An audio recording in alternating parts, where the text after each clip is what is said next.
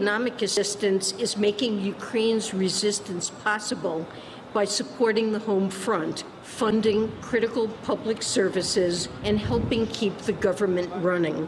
In the coming months, we expect to provide around $10 billion in additional economic support for Ukraine. Putin himself thought he would achieve a victory at minimal cost, in the words of CIA Director Bill Burns. 1 year later, Putin's war has been a strategic failure for the Kremlin. Ukraine still stands. We should stop arguing about whether or not this is a racist country. It is not. But when white folks can't defeat... To do something which I sometimes do, which is to make breakfast for dinner. Aunt Jemima yummy pancake syrup.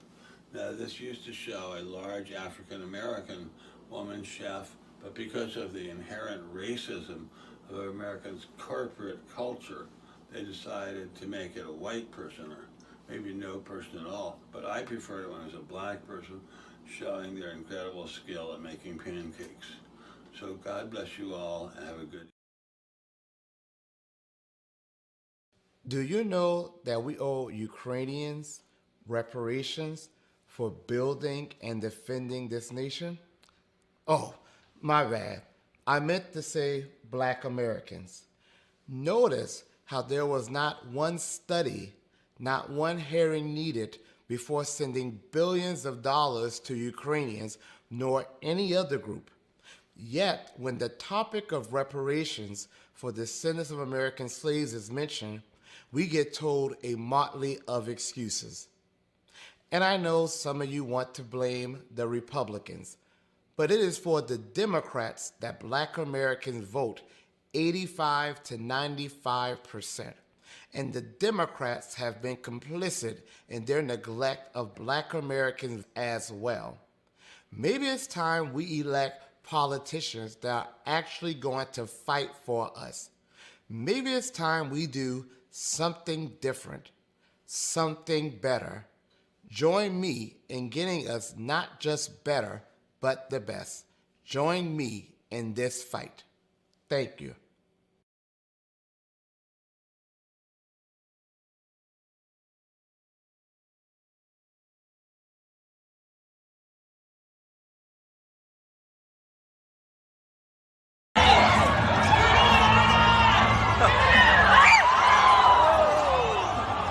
Lead us not into temptation, but deliver us.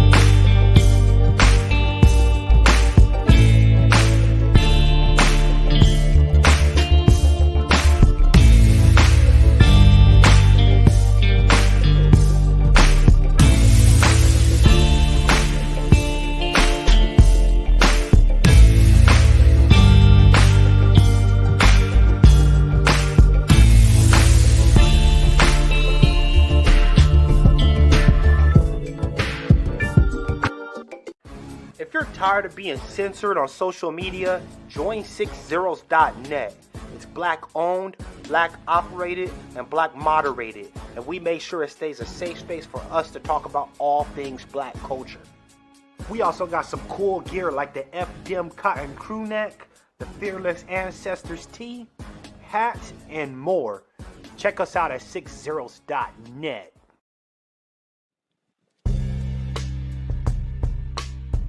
Hey girl, why are you so sad? I just got banned from Twitter again.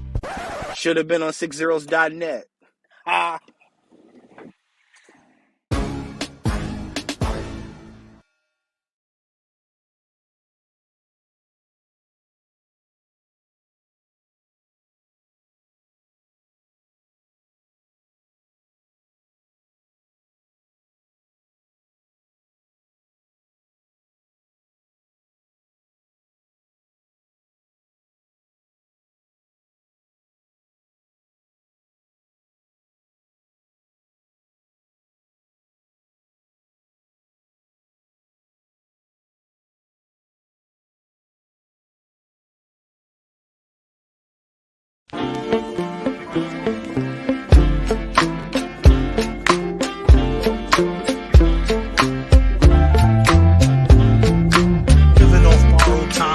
Tick faster.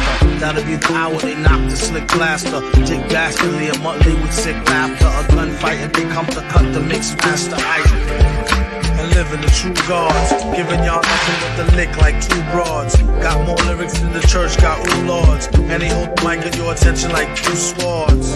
Or you the one with two blades on it. Hey you, don't touch the mic like it's AIDS on it.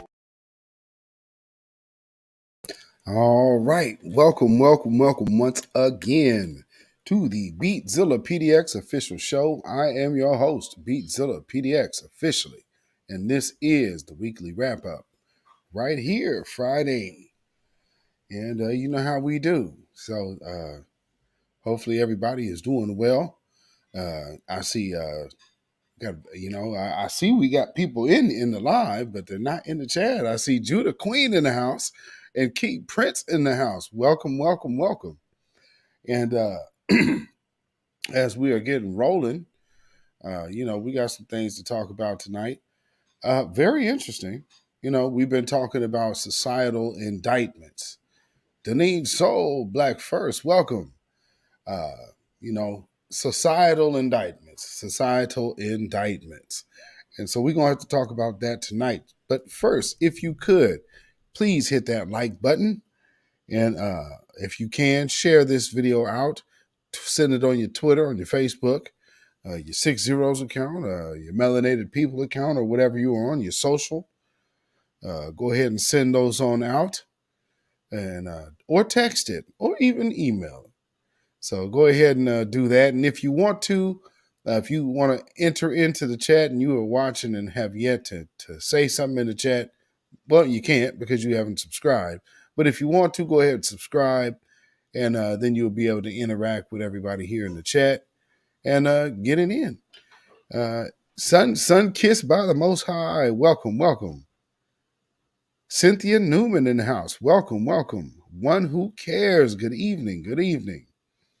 So, we have a few things to talk about. The very first thing that you guys probably missed as you guys was coming in is the very first video that I played at the very opening, which was America is sending $10 billion more to Ukraine. $10 billion. Yes, indeed. $10 billion. So, yeah, very, very much interesting. David Boyd, what is going on? Shout out to you, my brother. Dark-skinned brother in the house. What is going on? Tanya Zion in the house. Welcome. All right, got my members in the house. So shout out to the members, the B1 Warriors in the house. Tanya Zion, dark-skinned brother, and Key Prince, and Judah Queen. Shout out to y'all. And if y'all want to, y'all can also join, become a member of this channel as well. Working on putting together kind of a real right now of some of the stuff for just the members only. So there will be, I'm trying to get it. I'm having issues right now, family, with trying to get everything to save. So hopefully I can get that little problem figured out, and then we'll get that video uploaded, and that'll be in the members section. I probably will air it at some given point in time, because it's actually about it's about an hour's worth, close to an hour. So it's about over 15 minutes. But the first dibs on this will be, of course, in the members only section. Then I will air a live of it. I'll probably leave it up for maybe a week, and then it'll go back to the members only. So, but that so let you know what's coming in the future. Let's see who we got. English Overstreet. Welcome. English Overstreet. All right. Stanley Harris, Black First. All right. So as y'all seen this video, like I said, I played the Donald Trump, saying that blacks built this country. Do you know there was actually 2 times of him saying this, which I found, I was like, oh wow, I didn't realize this had happened more than once. Because I played the clip, which is this one. African Americans built this nation. Uh-oh. You built this nation. You're just starting to get real credit for that. Okay, I don't know if you know that. You're just starting to you built the nation. We all built it, but you were such a massive part of it. Bigger than you were given credit for. Does that make sense? Right?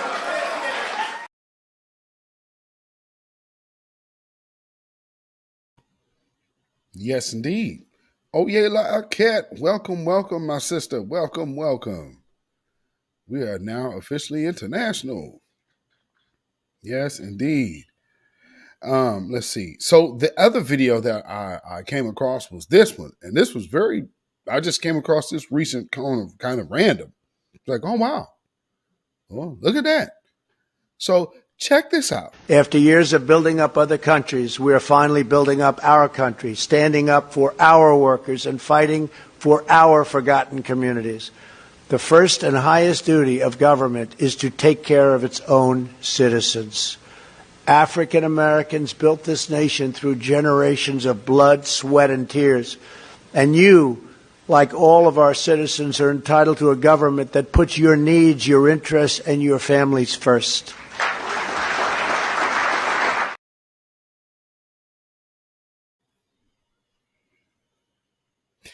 Now, I can't recall ever hearing Joe Biden say anything like that. You understand what I'm saying? So it's so funny when people say, oh, Joe Biden he's nothing like Trump. This country is doomed. It is doomed, not just because of African Americans, but because by 2040, this country is going to be minority white European. You hear me? Minority white European. And you guys are going to have to start working more with Hispanics, who make up a larger portion of the population than y'all do.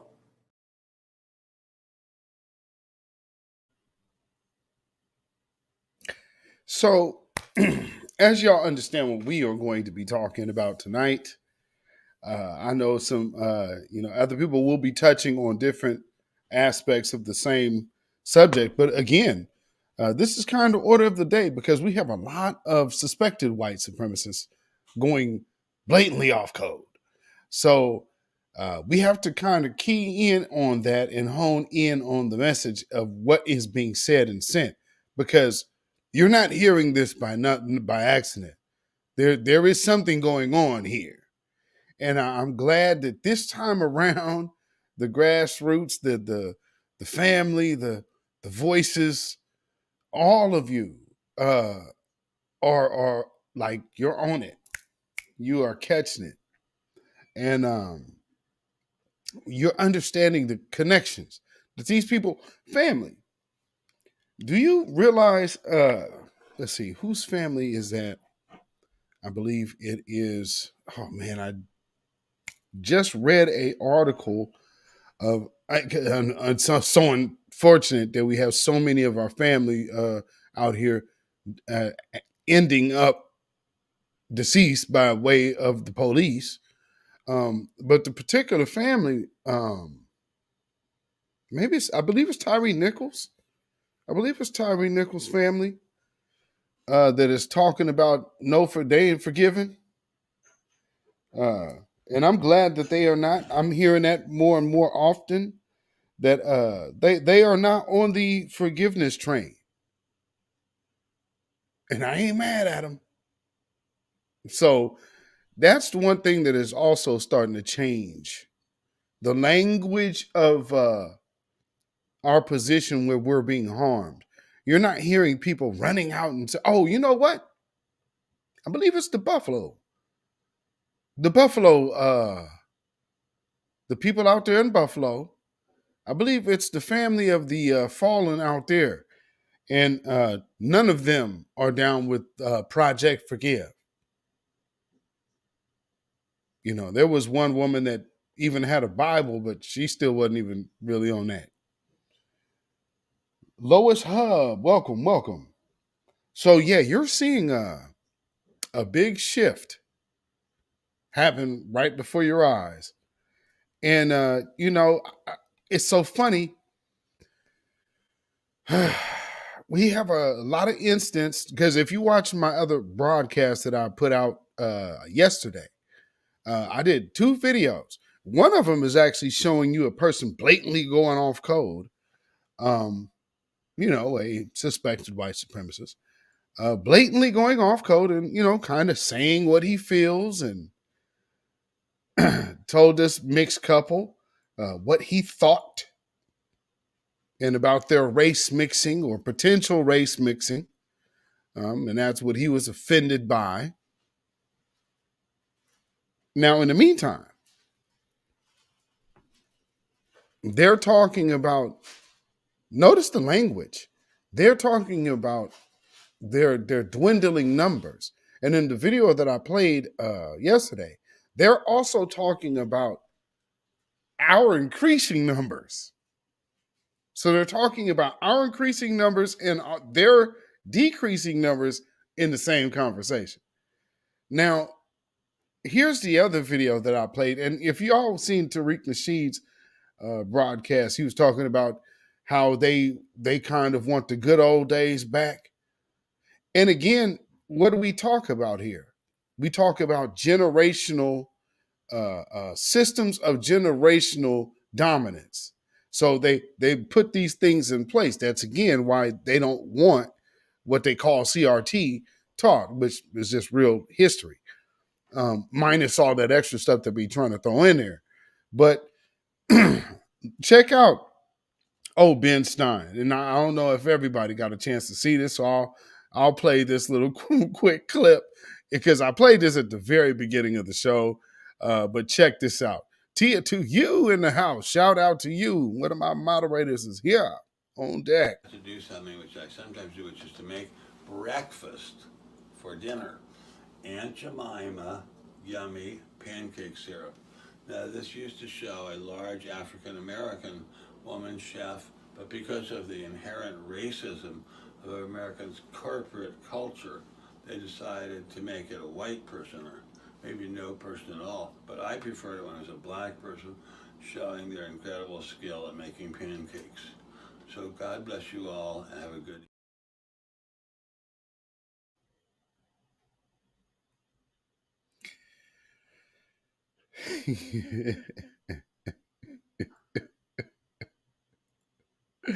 He telling you what he want. But see, that's an old version. And see, some people could say, hey, you guys are just going overboard because these are old people and blah, blah, blah.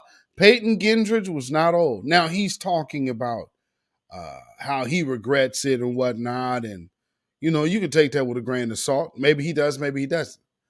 I know the family, though, was not talking forgiveness and really wasn't trying to hear what he is saying. But, I guess he's basically trying to denounce his actions or whatnot.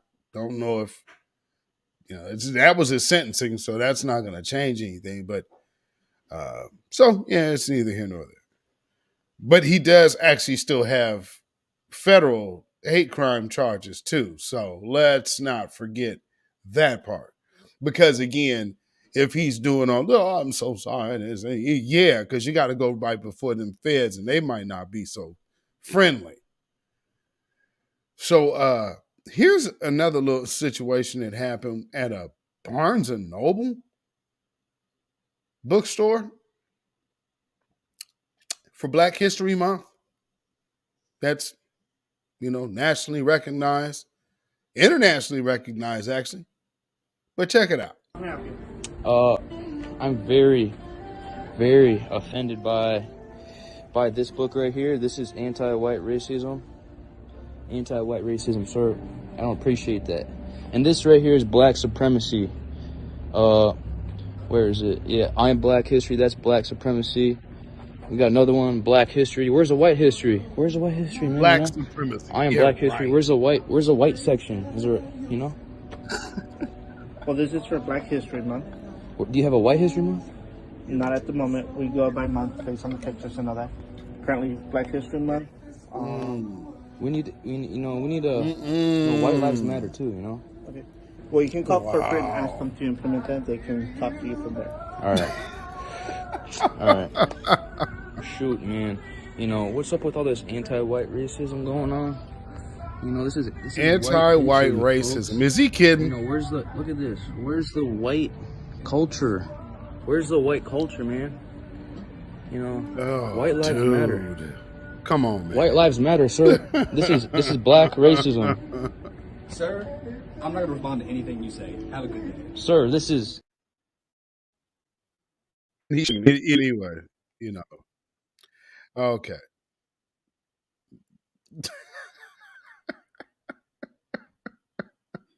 He went full-blown off code. Full-blown off code. Black supremacy. Yeah. See, they like doing that black supremacy thing, right? Until it doesn't work. Now, here's another little thing that is happening this week. Now, the NOI is having their Savior's Day this weekend.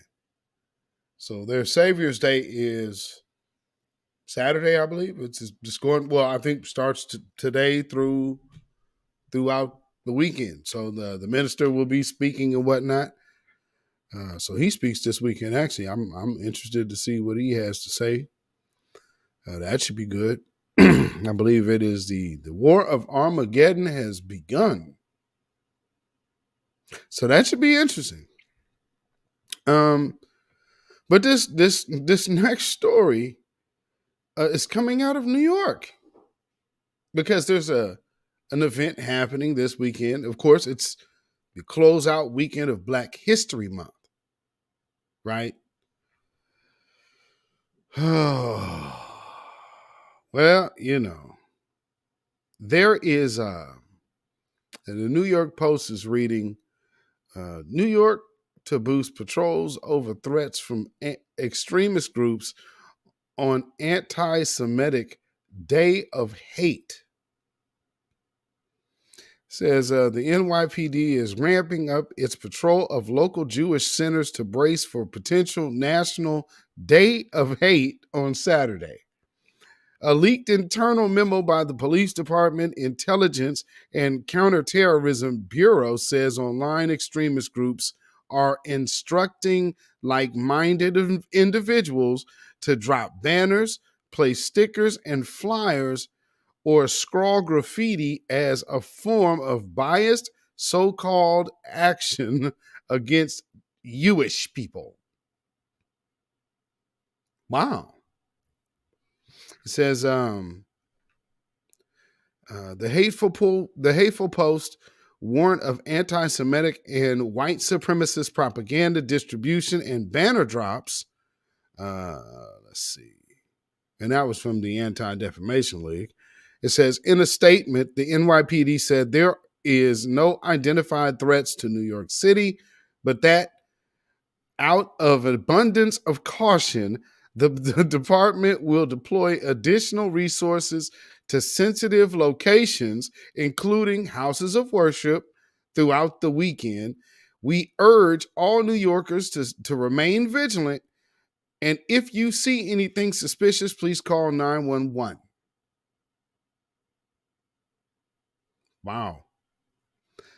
Says, but Brooke Goldstein, co-founder of the End Jew Hatred movement, told the Post she believes that law enforcement isn't doing enough. It's tone deaf for the NYPD to focus on whether there is specific credible threats rather than acknowledge that the Jewish community is under constant threat, Goldstein said. This does constant threat. Community under constant threat. And the police ignore it?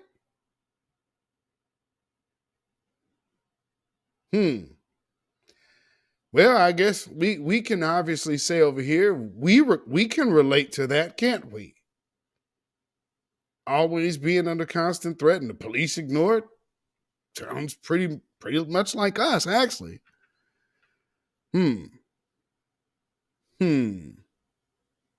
But I mean, who's to say? I guess it's all on a person's point of view if things are relative or not. This does nothing to assuage the very real concerns and fears of the city's Jewish population. Goldstein's concerns came weeks after Manhattan's DA Alvin Bragg granted a sweetheart deal to the Wasim Awade, one of 6 suspects nabbed in connection with the May 2021 attack on Jewish man Joseph Borgen. Borgen was knocked to the ground, punched, kicked, pepper sprayed, struck with crutches, and assailed with anti-Semitic statements on Broadway near West 49th Street. The controversial prosecutors granted Awade, I think, a 6-month plea deal offer, a slap on the wrist, compared to up to 7 years he would face convicted of charges.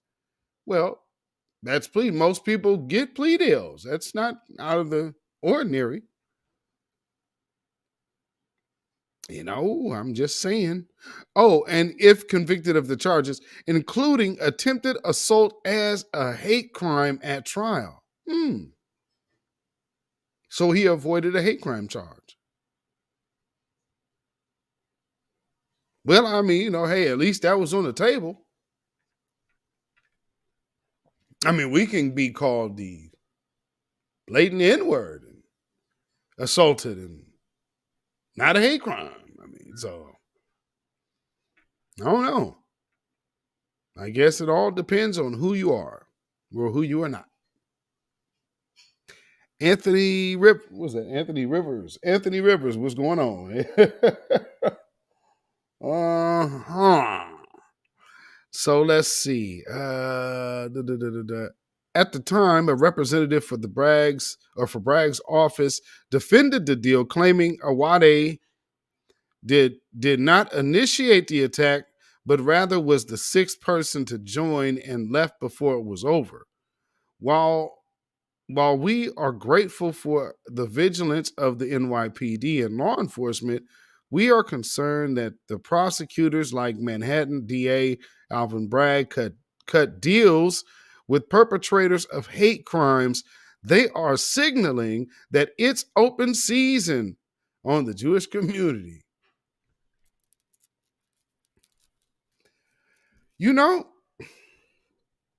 And actually, I'm not mad with that. I'm not mad at that statement at all.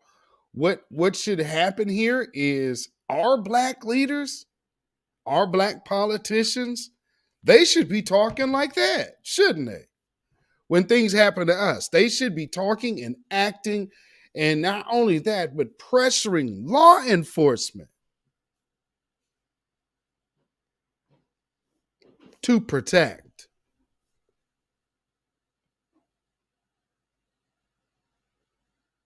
Are you guys seeing one of the problems we have in our community?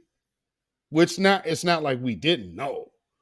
But I mean, again, just looking at all the different angles that this system has been established and set up. You understand what I'm saying? Like there's a prime example right there. Their leaders are coming out speaking for the community's safety. Even it's a perceived threat. We are talking about after we're burying people.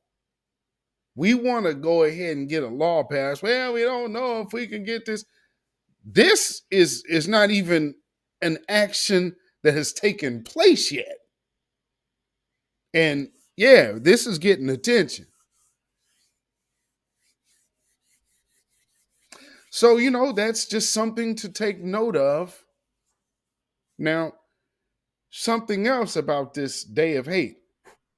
I just couldn't help but notice the timing of it once again, because we have so many of these instances that just happened over the week and weekend of random suspected white supremacists just randomly going off code and telling how they feel, and subsequently keep getting back to either some kind of overt ode to slavery, or they start talking about the kind of replacement theory talk. Have y'all noticed that? Doesn't mean schizophrenic. Yes, indeed. So think about that. A day of hate, National Day of Hate.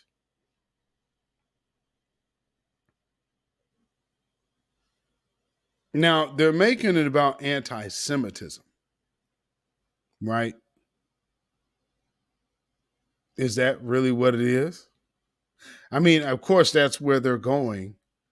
But, white supremacists never really reveal their true intent. So what are they doing? They're going out to go scream on a certain target.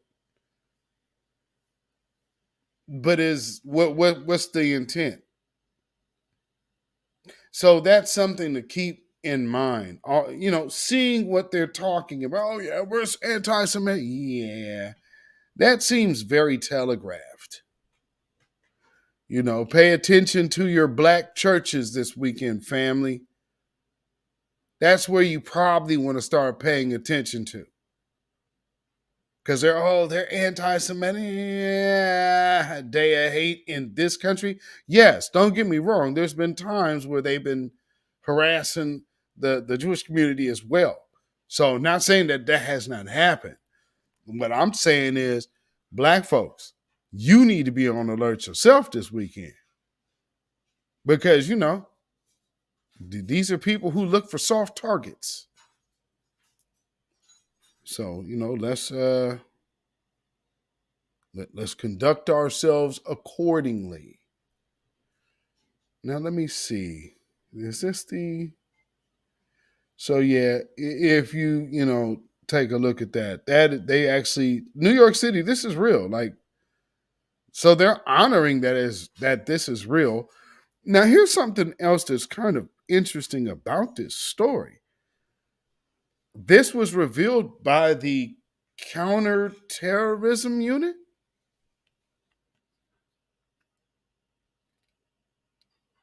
There's no conspiracy charges? RICO? I mean, where's the RICO charges? Because you actually are infiltrating a network, which at this point we are very well aware has done everything from produced mass shooters multiple times on multiple occasions, exchanging ideas, which all seem to go right back to that replacement theory talk. Is that a coincidence? I don't think so. So, let me see. Where's the other? Get this other video in here. Let's see where do we want to go next.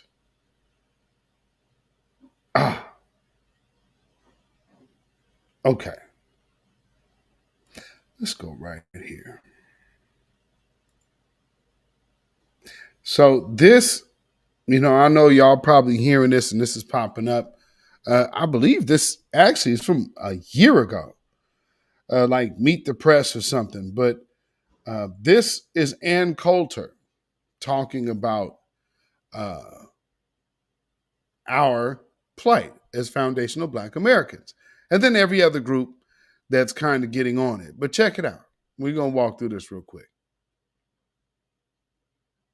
Various groups, feminists, gay groups, and those who are defending immigrants have commandeered the Black civil rights experience. Yes. What do you mean by that? Yes, I'm glad you asked that because I think it's one of the most important points of the book. I mean, I think the way liberals have treated blacks like children and many of their policies have been harmful to blacks. At least they got the beneficiary group right. We do have to, we shouldn't. There is the legacy of slavery and Jim Crow laws. We don't owe the homeless. We don't owe feminists. We don't owe women who are desirous of having abortions.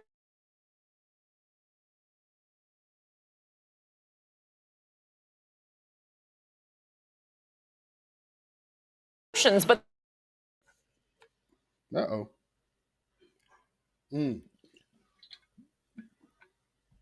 How far is she off? She's not. Now she has her own reasons for, going down that road. But she spoke the truth. You can't argue with what she said. That's absolutely true. And everybody, the Democrats have absolutely tried to piggyback on what we are. Our struggle. Even now, going out of their way to find ways to piggyback on anything. And I mean anything of ours. And man. We gotta shake the tree off of these get these folks off our back. Let's hear some more. To one another. That's what civil rights has become for much of the left. They dropped the blacks after 5 minutes. Immigrant rights are not civil rights? No, I think civil rights are for blacks. See, this is essentially the problem, and the Republicans What have we done to the immigrants? We owe black people something. We have a legacy of slavery. Immigrants haven't even been in this country. But you see, most of us... Now check that out. Now, y'all remember I did a story.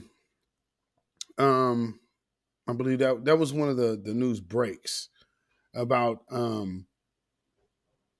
Coppin State.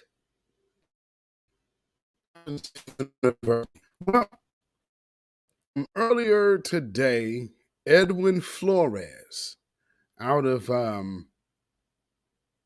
NBC actually did a kind of a little update piece on it. So I just want to take this little moment to kind of cut in, because again, we're all immigrants and this and that, but we're talking about our struggle being co-opted. Well, again,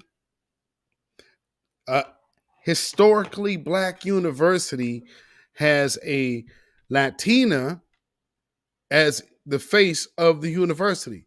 So now what was known as historically Black no longer even looks historically Black. Let's see. This says, when Kaylin Perez became the first Latina to be crowned Miss Coppin State University in Baltimore,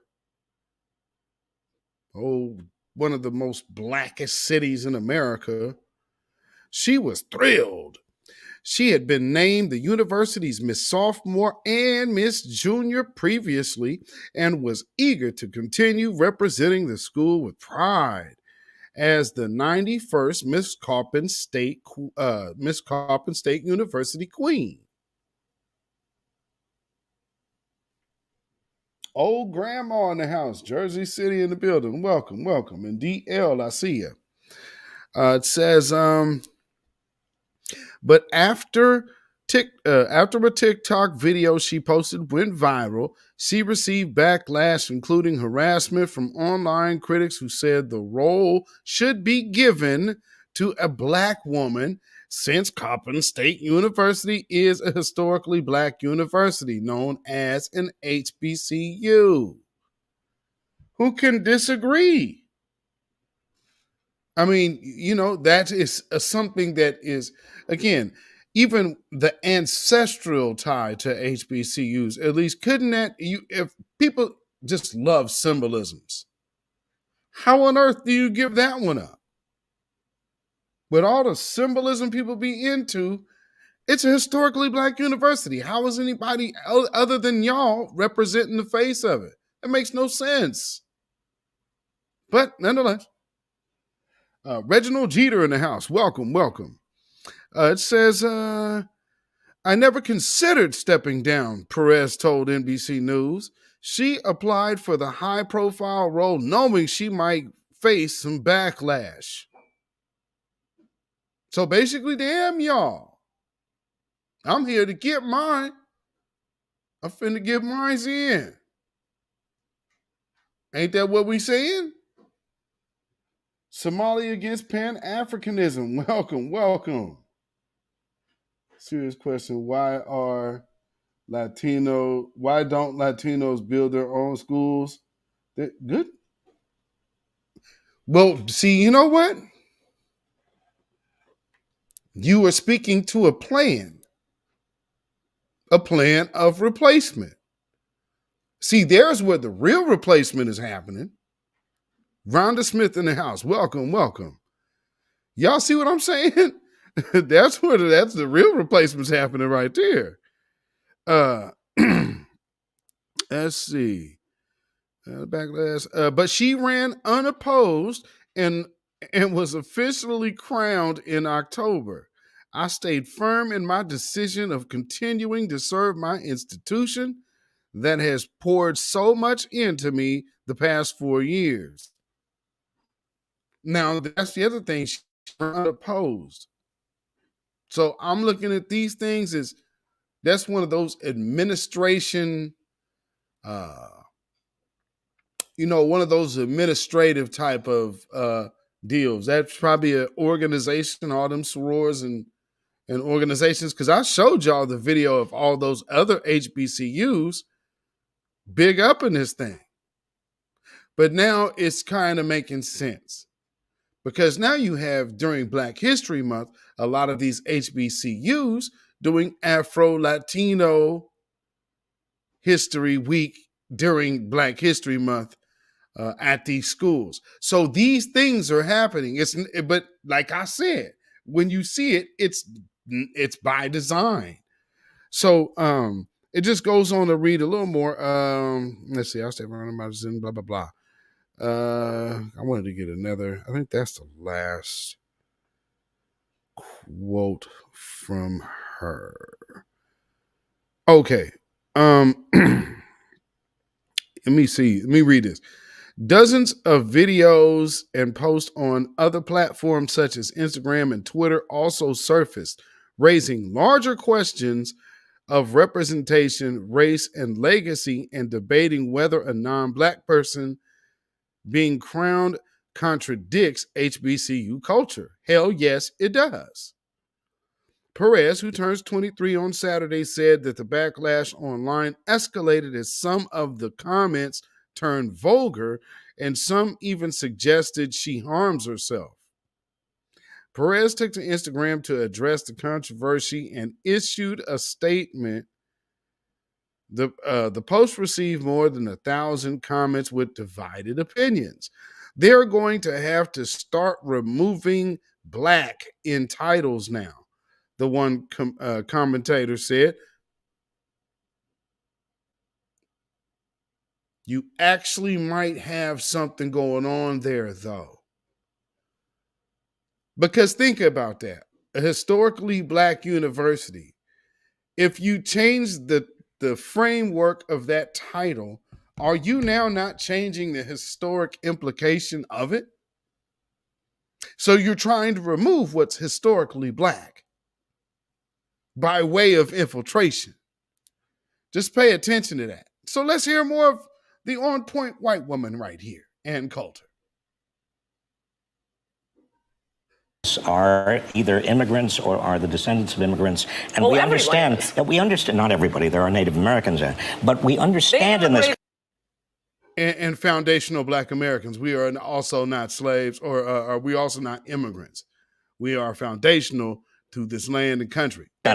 We understand in this country that kind of self-deportation, making things so difficult for immigrants, for undocumented immigrants, that they have to leave, or the DREAM Act, vetoing, threatening to veto the DREAM Act, which is what Romney has said. I mean, and again, we have Governor Romney, who is basically taking a position that is anti a large and the fastest growing segment of the electorate. And here's the thing, if Republicans don't do something with immigration and are so far away from Latinos, they're going to lose not only this election, they might lose the White House for generations. The future. And Texas to turn That's why from red to Democrats blue. are dropping the blacks and moving on to the They are not Hispanics dropping the because they're a blacks. They're not dropping larger them. group of Hispanics now. But could I just say to Jorge, I hate to disagree with you when you're attacking. Now, see, they didn't like her getting that one out. But let's not forget. This country is doomed. It is doomed, not just because of African Americans, but because by 2040, this country is going to be minority white European. You hear me? Minority white European. And you guys are going to have to start working more with Hispanics, who make up a larger portion of the population than y'all do.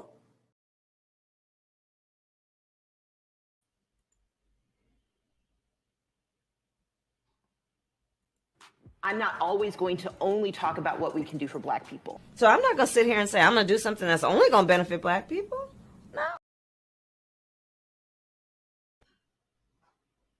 Just in case you guys were riding the fence on if you guys are, hey man, I'm not no Republican. I am a foundational black American with foundational black American interests. Anything outside of that is not my interest. That is another group's interest, which is fine for them. But however, what we are doing here is worrying about what is beneficial for foundational black Americans, because we have been on the back burner for far too long. And we have allowed people to disrespect us, which, of course, we never should have done. But let me get this in here. Lord, let me get these in here. Like I said, we ain't got no business letting folks come in here and be disrespectful to us for nothing. But nonetheless, like I said, this is something else they were doing. Check this out. Afro-Latino Week is underway in Memphis. Look at the colors during Black History Month.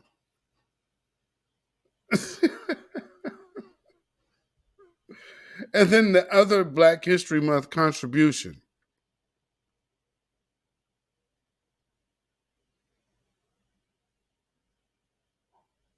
I mean, really? Really?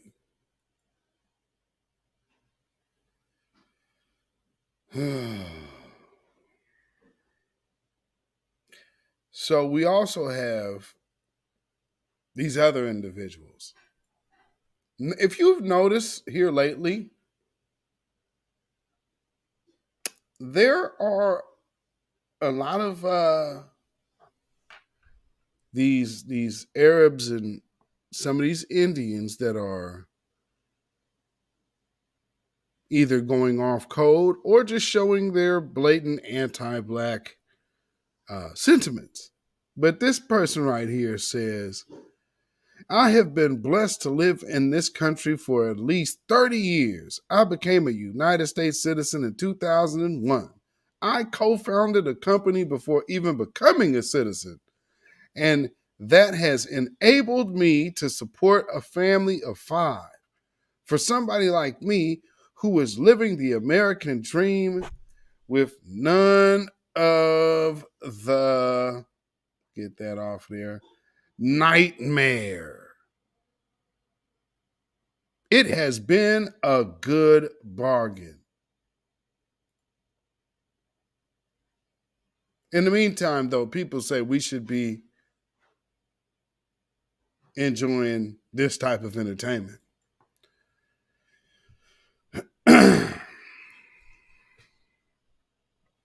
So, you would think, like I said, remember that part I said about our leaders and what we need to be seeing from our leaders? Okay, well, there was a situation on Capitol Hill where a representative, I guess, had said something that kind of alluded that this one of the Asian women that is in the, I think the House of Representatives, that she might have, because of her Chinese heritage, might have a little loyalty issues. And so with all of the recent anti-Black things that have popped up,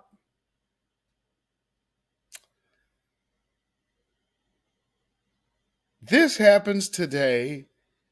And, no statement of all the things that have I don't even think they've made a statement about Peyton Gendrich getting convicted. I don't think they've even really said much about that either. But they did make sure when they wanted to speak up on racism, they spoke up on racism on this one. Check this out. Boy,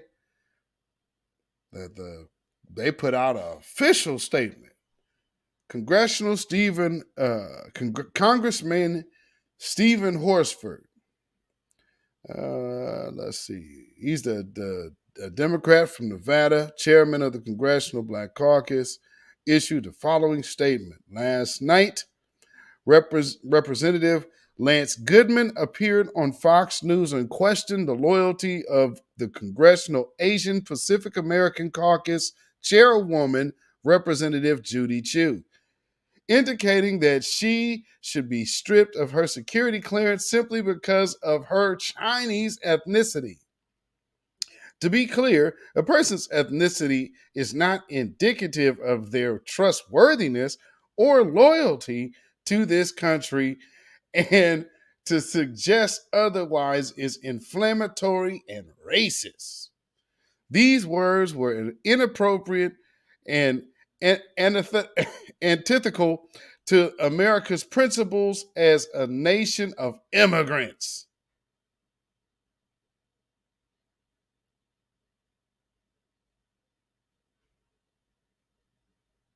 This is the Congressional Black Caucus. Say what now? A nation of immigrants? The people you represent are not immigrants. The people you represent, matter of fact, are the one group that does not have a multitude of immigrants in it, because we are foundational to this land. But you are looking at what they are loyal to. I mean, these words were inappropriate and antithetical to the America's principles as a nation of immigrants. The CBC stands with CAPAC in denouncing Representative Gooden's race and xenophobic remarks, and we urge Republican House leadership to follow suit and take action.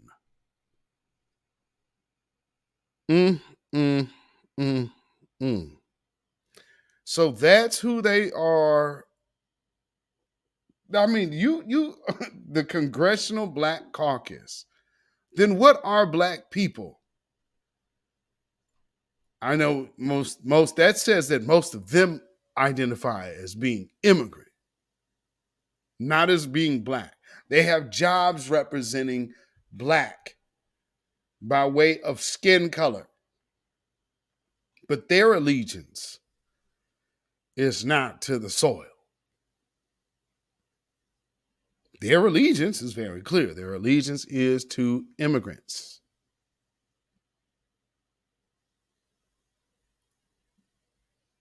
That much is clear, right?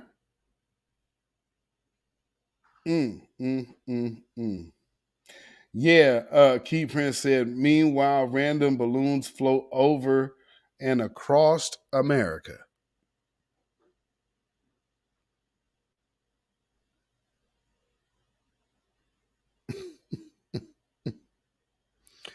Let's see. Where do I want to go? We'll go here. So, like I said, with all of that going on, you got this dude. And they finally got this dude's account banned, which is good. Got him out the paint.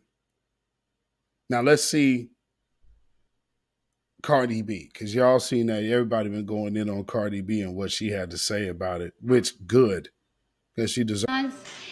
And they act like a complete fool, you know. I don't know what's his name. He's really brolic and he be dancing all crazy. And then there's the other one that he just do too much for me. So I've been seeing petitions for people to ban them on social media and everything. And I feel like I'm gonna get dragged because I don't have and I feel like I'm going to get dragged because I don't have the popular opinion. Because they have a community supporting them. And every single time that somebody's doing the same thing from the fucking community, y'all want to bring them out, do petitions to get... They are not doing anything wrong. But... I'm sorry, I beg to differ. I beg to differ. No. You just can't say they ain't doing nothing wrong. No, that ain't true. No.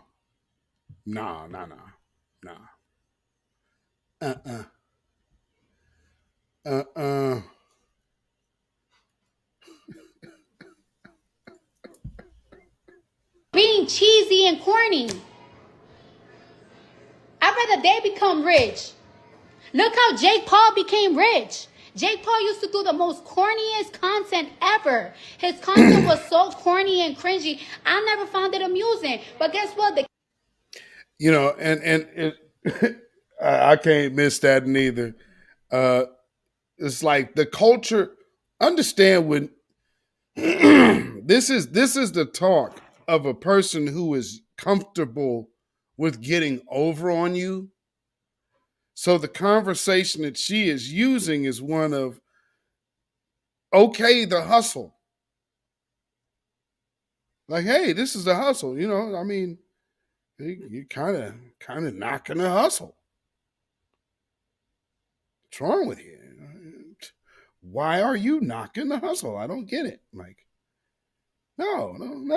Just go with it. You know, just go with the flow. No. And so what she is trying to get y'all to go with is to be, I guess, somehow be okay with the idea of dudes walking around doing madness like this. I mean, this is outrageous. And you know, especially when we are the people who that disrespects. This is not, you know, a Puerto Rican or a Dominican or some Caribbean stuff. That's not what's going on. He is imitating black folks in America. And he is a Nigerian born in Germany. So he ain't got no business being disrespectful to us at all. And regardless of what he wants to do. See, we've had enough of those harmless and not harmless, but those harmful stereotypes thrown at us before. So this ain't nothing new for Black America. So when we see it, yeah, it's going to get canceled on a dime. What are you kidding? People ain't going for that in this day and age, man. The Man-Tan minstrel show times is done. Yeah, they're gonna run you out of town now, man. Kids found that music. You know those two guys that like they go to restaurants, and now this man got $1 million. He owns $1 million mansions, getting $3 million out of fucking fights. Made a whole fucking career, making more money than rappers. For Conan. Come on now, bro. Y'all need to stop being crabs in a barrel. Oh, but they look like jive turkeys. They look like this. They look like that. What y'all want them to look like? Jive turkey. Y'all want them to be hood niggas? If they cheesy and corny, let that shit be. Come on now, bro. That shit is lame. I don't like when people do things to take money out of other people's pockets. Because that's how these young men are getting paid. And now this man got $1 million. He owns $1 million.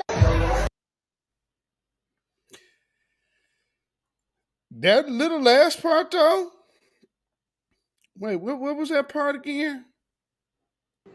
Come on now, bro. That shit is lame. I don't like when people do things to take money out of other people's pockets. Because that's how these. Oh yeah, word. Me neither.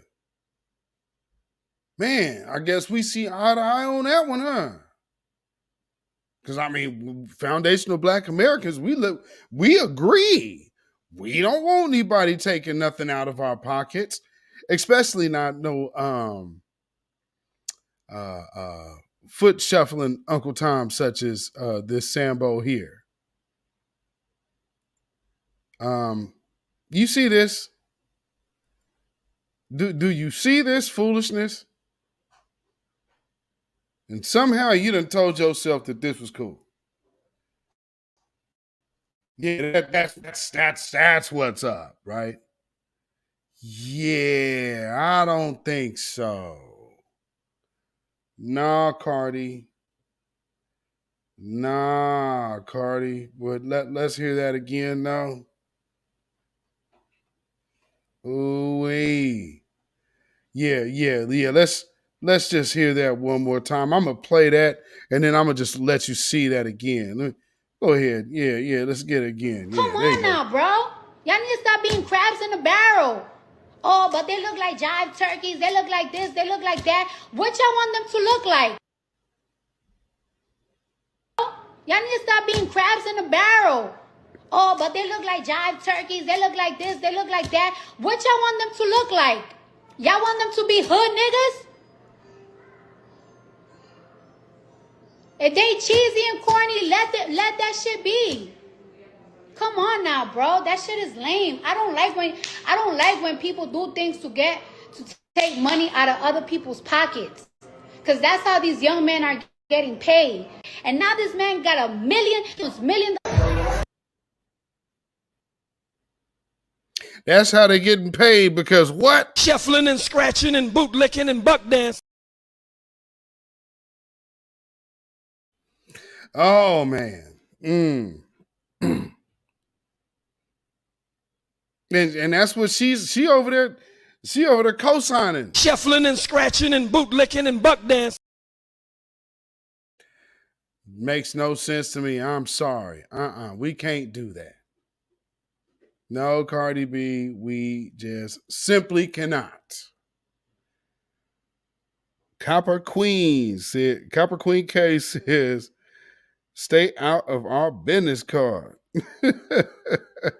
Rose City in the house. What's going on? I see you in the house. Shawana S. Yes, indeed. Some chick named Star. What is going on? Yeah, Cardi B over there co-signing it, but you know, I don't know. I might have to do some videos and on another forum or something, because the Suki Hana thing. Now, did y'all see Suki Hana talking to Cardi B? It's like, I don't even know where to really do that video. I guess I'd give it a shot and see if they monetize that mug. But who knows? Knowing YouTube, they be like, yep, let's monetize. Put it in the algorithm. Sheesh. I don't know. I'm going to have to analyze the conversation that they had, the Sukihana and Cardi B, because this is, again, what they're pushing. Because remember, man, they had that woman talking to Joe Biden. Man, come on, man. You got her talking to presidential candidates.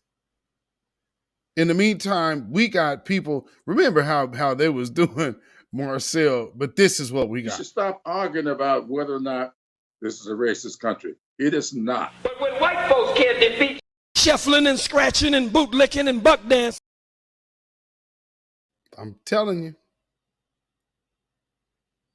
I'm telling you. And then and by the end of this year, oh boy, you're gonna see all of them, the bootlicks coming out to woodwork like this. They gonna hop in the little phone booth and put their Democratic shield cape on and start going to work. Telling you, that phone gonna ring, boy. It's time to get out there and go to work. Now you get up there and you bang on them cats out there on that. You all them no tangibles, no vote people, and all them reparations folks. Yeah, because we really can't do that. So we need y'all to go ahead and do that. You understand? But yeah, at the same time, you might get this question. Where's your family from? And so if you get that question, don't try to really dodge it because, it's not going to work. But, yeah, you're just going to have to deal with it. But if you say, hey, I'm from Georgia, where at? Oh, my family's from Georgia. Okay, well, where at in Georgia? You got people here from Georgia. Oh, hey, Georgia. I'm sure y'all seen plenty of that. But like I said, these people are co-signing cooning, and that's just what we're not doing. And then we also have these other folks. They are not so blatant with it.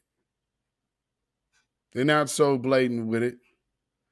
But I always want you to remember something about the system that you are engaging every time that you are dealing. Because there are some people who really be holding on to these words and holding on to the law. And this is what the law says. These people will change their constitution. They've already changed what marriage is. Right? But always remember this. The white man broke every law in the state and federal penal code system in order to establish every state in the United States. So, just keep that in mind. With that being said, here is something from old Zelensky, who actually is telling us over here that it's dangerous for us to question all of the money just flooding out of this country going over there to help them fight a war that we ain't got nothing to do with, and then give their citizens pensions and welfare, and they're coming over here with housing vouchers and welfare here, and able to send money there, and able to have a whole network of family all around the world exchanging funds at Americans' expense. Thanks, Joe Biden. Because, Joe Biden, man, at the end of the day, Joe Biden is still so much better than this. African Americans built this nation. You built this nation. You're just starting to get real credit for that. Okay, I don't know if you know that. You're just starting to you built the nation. We all built it, but you were such a massive part of it. Bigger than you were given credit for. Does that make sense? Right? And meanwhile, This is what Zelensky has to say to you, foundational Black Americans. And I'm actually very happy that we have bipartisan support, but we keep hearing those messages from time to time, and they're dangerous. There are political leaders that are elected by people, and if this issue is raised, those political leaders need to be responsible and cautious because people are looking at them. Who wants a third world war? Would anyone would anyone be willing to accept that risk?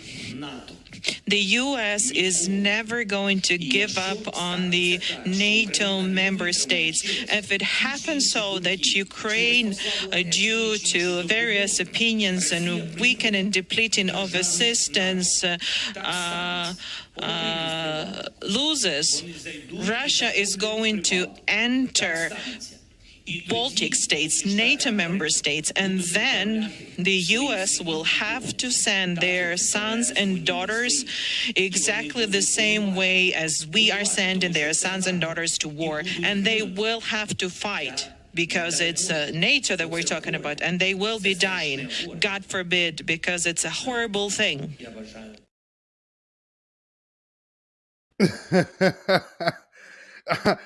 So he's going to sit up here and tell you that it's dangerous for you to question all that money that they're getting from us, because at the end of the day, they might have to draft our children to go fight their war.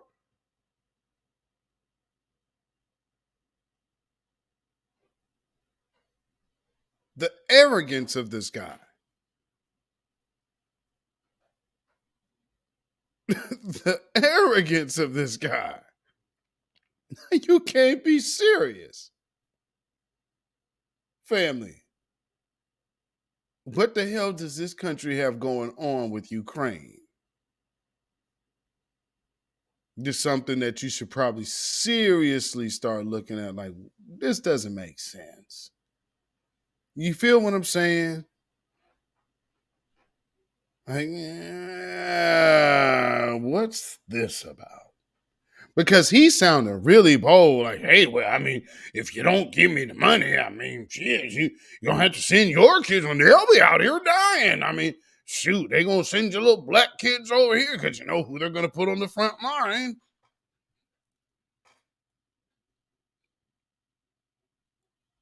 Ooh-wee. Boy, oh boy, oh boy, the nerve of this guy.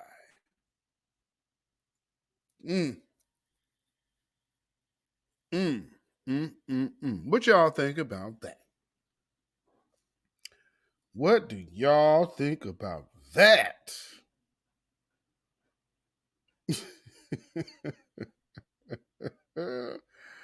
And before I get to this, the main video I want to go through, let me show you this, because I just want to know. See, these are the things that how things play out for us in this. Now, first, let me play this little tidbit here, and this is what a real, person that works in a cabinet and an administration and that actually has good sound sense and is actually very well, like, this particular black woman earned her spot. She did not sleep her way to positions, unlike, where is that at? Yeah, unlike this.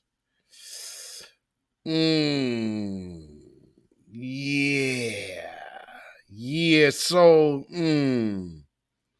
yeah, I mean, because see, those people are people that you didn't hear about before. This next person was actually up years ago as a potential candidate to be the NFL commissioner. NFL commissioner. So she's totally different than a Kamala, even a Ketanji, because she got the juice in office or out of office. And now that she's out of office, these are the things that are coming out of her mouth. I'm not actually as fond of the term African American because it mimics an immigration story. We weren't immigrants. We were slaves who were brought here. And by the way, one of the foundational, therefore, populations of the founding of America. Black and white says it kind of to me. We came here as Africans and Europeans and built this country together, some of us in chains.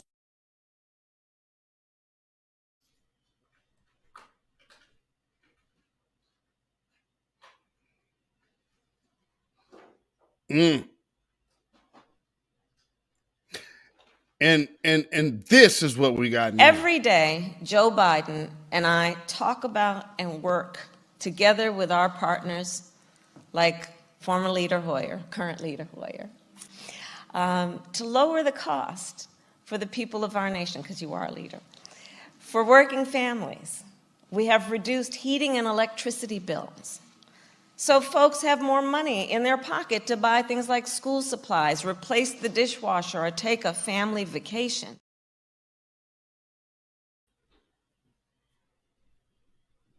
The hell is she talking about?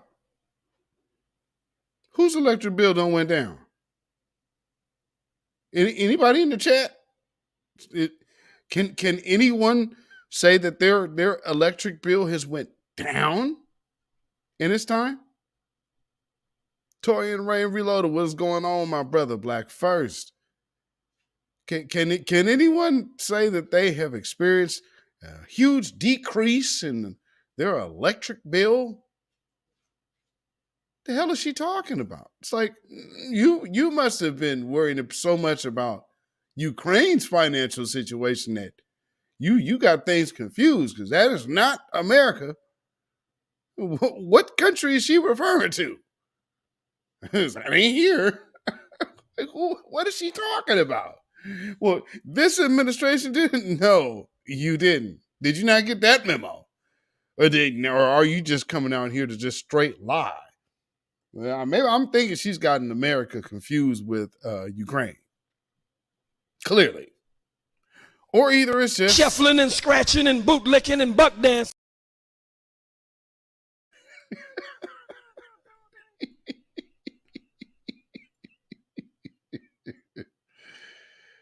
Lord.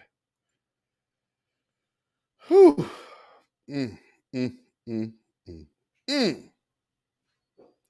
So, wait, I still got two things to go through real quick. Two things to hit before we get to this Scott Adams cat. And this is something that our brother Kid Gravity is going to be hitting on. I believe you got a video coming on this guy tomorrow. Pause. That this is another. Okay, so now we have Kamala Harris, Brahma, Indian, and we have now Nikki Haley jumping in the race. And now we have a dude who subsequently has a name of a character from Grownish.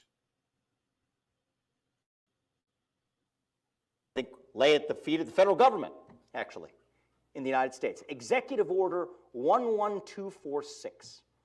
Johnson-era executive order that says if you want to do business with the federal government, that you have to adopt race-based quota systems in your hiring practices. That encompasses from Google to Boeing. And you know, I can honestly say that was flawed. Because truth be told, you never should have been allowed the opportunity to be in this country before Black people were made stable and whole in the first place. So I can totally see now your confusion, Vivek. Because truth be told, you should have never been here. Not before Black folks were made whole. So now when you say affirmative action I'm assuming that you mean that you are willing to take white women off of the minority role, considering how white women actually outnumber white men. And if you have sub-zero birth rates and still a majority, well, then that's kind of easy, basic math to say, well, white women no longer considered to be a minority, but clearly holds the majority spot. But I don't know if you're really ready to step out there on that ledge now. There are you, Vivek. So this just works for the same old MAGA crowd, which ain't gonna vote for no Indian over no Donald Trump. Or a white man, period. Welcome to America. To General Motors, companies that encompass over 20% of the U.S. workforce, is hired against the backdrop of racial quota systems created by none other than the U.S. federal government itself. Wow. You know, so is immigration policy. I mean, so again, we go back to the basic part of you could be in your homeland and not even have the opportunity to run for any office in this country. Because again, the system was flawed because you shouldn't have been allowed in this country until foundational Black Americans were made whole. See, that's how that part works. So, you know, before you actually get to call yourself an American citizen, foundational Black, the people you're complaining about right now,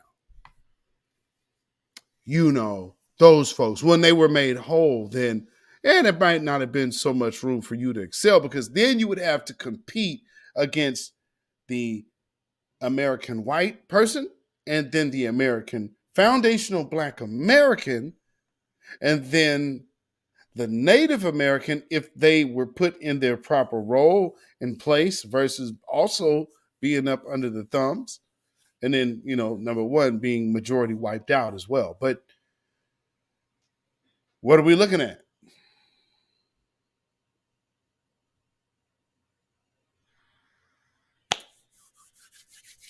We're looking at you not ever touching the shores, Vivek.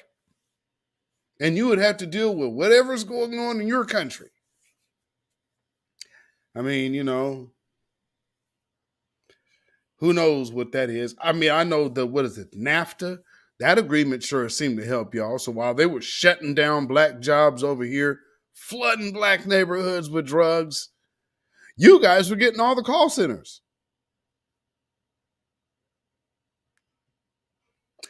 Hello, this is Vivek. Where are you, Vivek? Oh, I am in Los Angeles, California. No, you are not. No. And I mean, hey, man, no shade, but I mean, we're talking about things that literally hurt our community while you over here running on a platform that our ancestors built. So, hey, man, it's so, no. Again, let's go back to the beginning. You can't climb a tree unless it has first been planted. So the root's still there. You can't ignore it's so long ago. You still need that root to be in place to even climb the tree. And if the tree is not standing, then it ain't bearing fruit. So there would be no reason to be near the tree. So we know what time it is. So if you want to come here, yeah, it's time to kick in. Oh, man, it's affirmative action. And yeah, affirmative action, majority helps white women. And then all other women who identify as white. Oh, wow. Guess what? That means your women too. The women from your community, Vivek, they actually benefit the most.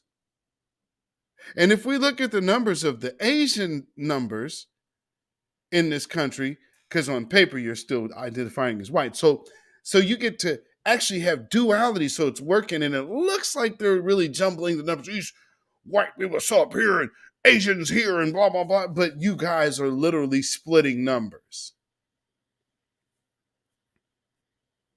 Also in school statistics too. Just by the way. From Ronald Reagan to George Bush to Donald Trump, Republican presidents have had an opportunity to draw a line through that, but they said they weren't going to do it for fear of political backlash. I think we need a Republican president that, without fear, will say that we are the party of Martin Luther King. We will not tolerate federally mandated racial discrimination and eliminate that executive order once and for all. This is not that. You know what has to take place, Vivek? Reparations.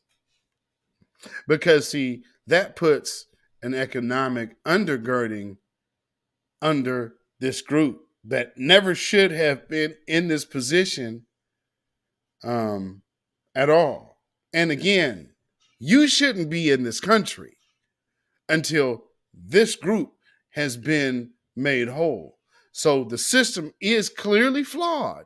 I agree there, Vivek. Because bottom line is, you shouldn't even be here. So that we can absolutely agree. Because you got to, like I said, you can't climb a tree or get fruit from a tree unless it was planted. Got to have some roots. Means it has a trunk. You see what's there.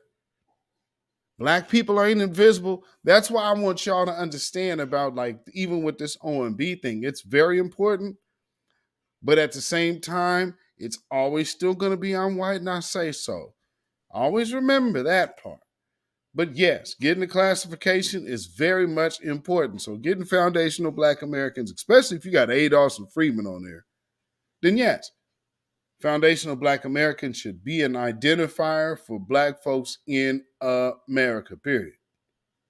But always remember this about the people you're making deals with. The white man broke every law in the state and federal penal code system in order to establish every state in the United States. But let's hear more from Vivek.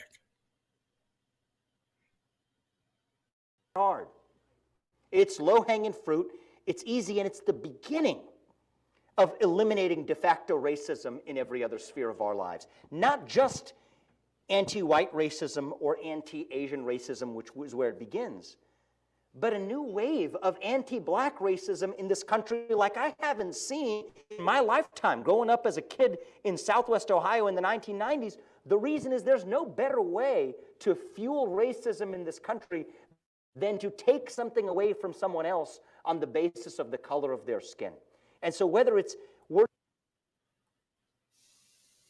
He said he grew up in the 1990s in Ohio.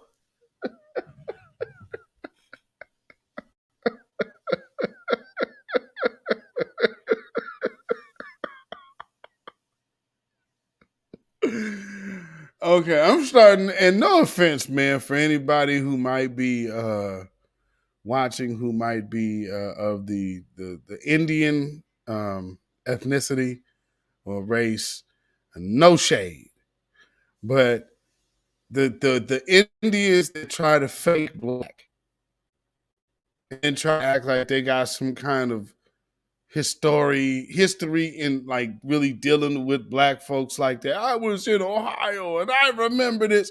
Family, does anybody in the chat want to put in the chat what rap group from the early 90s is from Ohio? I'm gonna give it a chat. I'm gonna give y'all a second. Let me see if y'all could put that in the chat.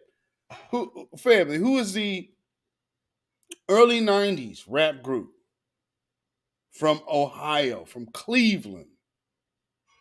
Who's from Cleveland? Yeah, Rose City. There you go. Bone Thugs and Harmony. Now, this dude tried to pull the, like, yeah, you know, man, I remember this, man. Yeah, man,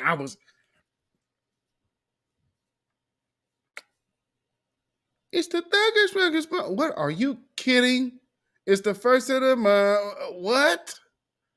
So when you were growing up, when the biggest thing going in Ohio was Bone Thugs and Harmony, you're going to tell me that somehow you think the biggest thing that happened was affirmative action? Affirmative action was well in place when that record was popping. How was the black community doing in Ohio at that point?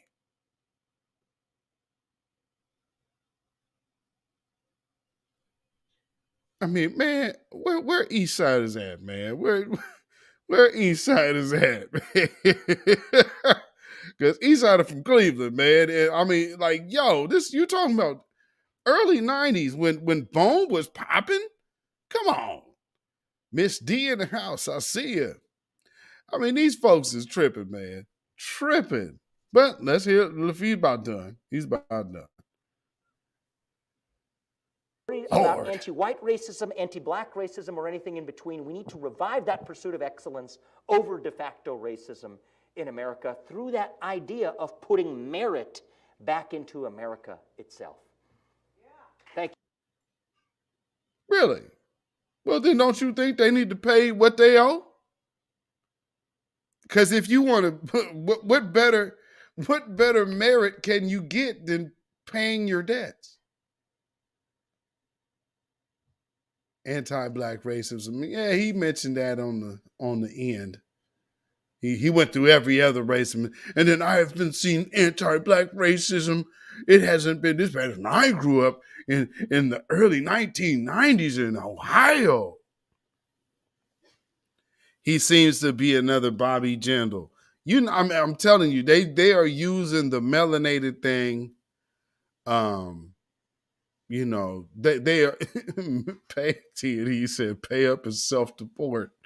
They're playing up the melanated thing, and then, you know, claiming and writing down and identifying as Caucasian.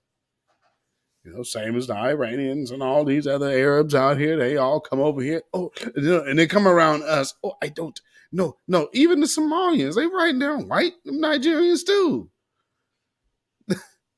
Nigerians put white on their paperwork. Be black as night, putting white on their paperwork.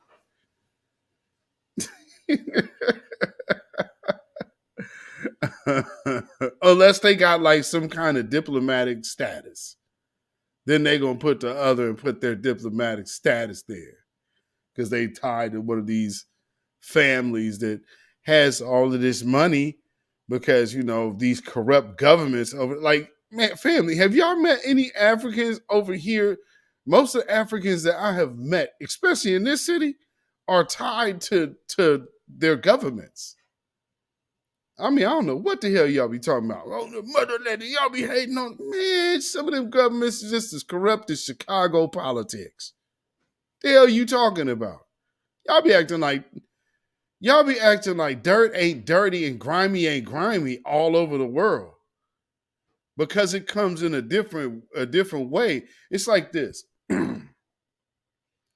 We know what brand, like, say for instance, okay, let me give you a prime example.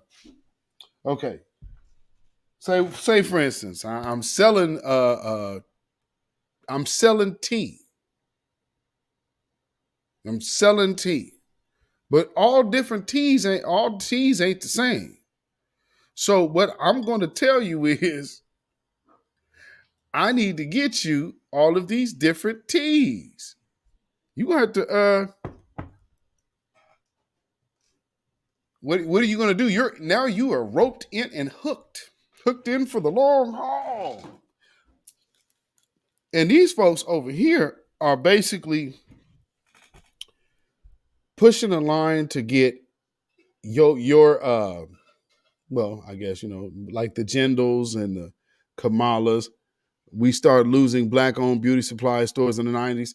And they got roped in with the hair, the Korean, because if you know, all the Korean hair companies are, well, all the hair companies that are Black targeted or Korean owned. So what we have had is just a big interweaving mix coming in. And I mean, man, like I said, like the you taking your poison like tea. and there's not one specific brand. It's just all tea. But it comes in many different ways, forms, and fashions. You understand what I'm saying? It's exactly. You skin tone and all other actions are white. So they'll be like, well, we all melanated. But none of y'all identify as us. We all black. No, you're not. Because actually, when it comes down to it, they're going to be like, oh, I don't identify as black. And they do this often. But we get the brunt. But nonetheless, that's enough of those types. Now let's talk about the topic of the night. Because I could play this other one, but I don't even think I need to. The Dinesh D'Souza, because he's, along the same lines as the Vivek dude. He's just not running for anything. But, say they are now tainting the bundles with pests. Black women get braids and scalp will be on fire from the infestation of that hair. Ooh. Whoa. Whoa. That ain't good at all. Ladies, start going natural. Time to start going natural. And somebody did not want me talking about women getting these deadly BBL procedures. Ladies, do not do that. Don't risk your life for a BBL. That's shaming. No, stay healthy. Don't risk your life for a BBL. But nonetheless, here is the video of the evening. And before, let me just set that up real quick. Whoo, because like I said, this dude went full blown off code. If you guys some of y'all have probably already seen this video. And, here's the one thing about this Rasmussen report or whatever. Black Americans only. And they're asking Black Americans, number one, is it okay to be white? So you're asking something, would you be something? Is it okay to be what you are automatically excluded from? I don't even know how they were supposed to answer that in the first place. So is it okay to be white? Why would they say yes? Some people might not even understand that question the way it's posed. Like, what do you mean? Is it okay for a white person to be white? Yeah, that's what they are. But see, this is how you misconstrue statements. It's just laid up like that. But this dude took this little weak opportunity to display his blatant anti-Black sentiments. And we're going to break down what he had to say right after this quick break.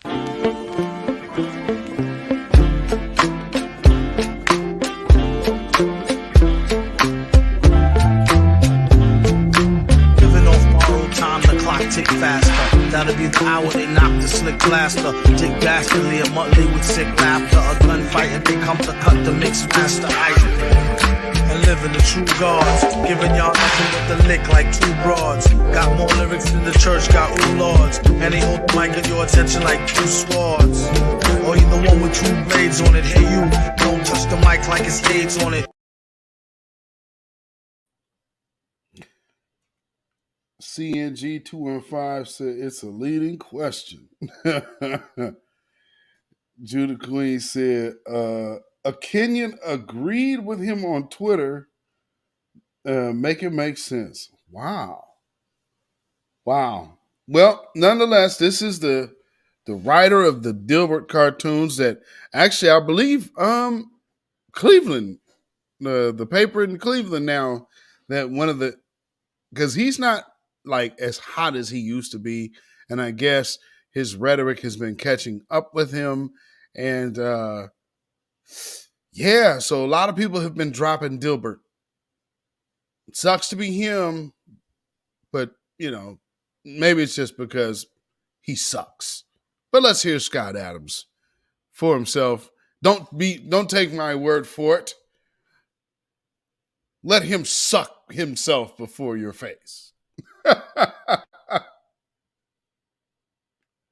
and probably others. Do you disagree or agree with the statement, it's okay to be white? 26% of blacks said no. It's not okay to be white. 21% weren't sure. Adding together, that is 47% of black respondents were not willing to say it's okay to be white. So if you know, nearly half of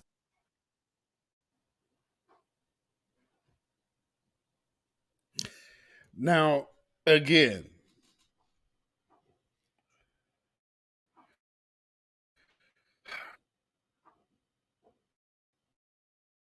see what you do, and he's being dishonest because I know you cannot think that shallow, man. Well, it means that because you're doing the math, so 47% of blacks don't think it's okay.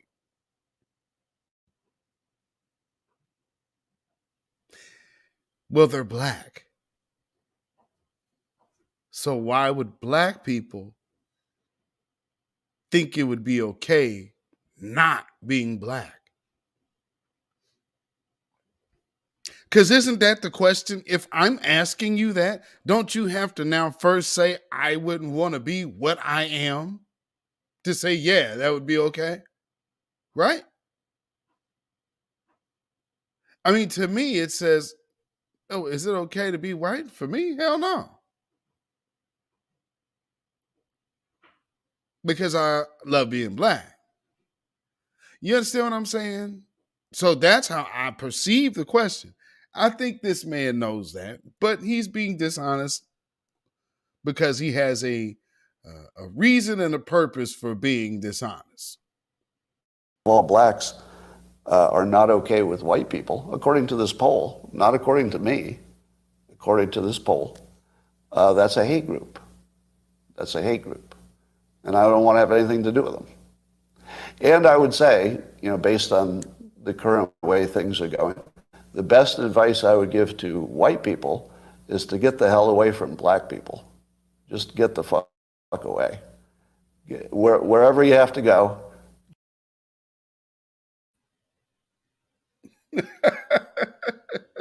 Get away. You're going to be going to Wayland Corp. Get away. You just got to get away from him, man. You just got to get away. Get the fuck away from him. The hell is he talking about? Get away from the blacks. Lord. Just get away. Because there's no fixing this. This can't be fixed. Right? This can't be fixed. You just have to escape. So that's what I did. I went to a neighborhood. Excuse me. You went to a neighborhood to escape. Was he doing this?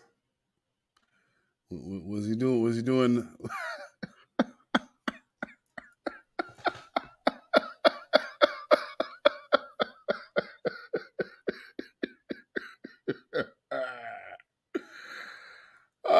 Oh man. Yes, I see. I went to a neighborhood. Was this man really ever living in a neighborhood where there was just a plethora of black folks? Like, what the hell is he talking about? This is supremacist babble. So, like tether babble, this is supremacist babble. Where, you know, I have a very low black population. Because unfortunately, there's a high correlation between the density, and this is according to Don Lemon, by the way, So here I'm just quoting Don Lemon when he notes that when he lived in a mostly black neighborhood, there were a bunch of problems that he didn't see in white neighborhoods. So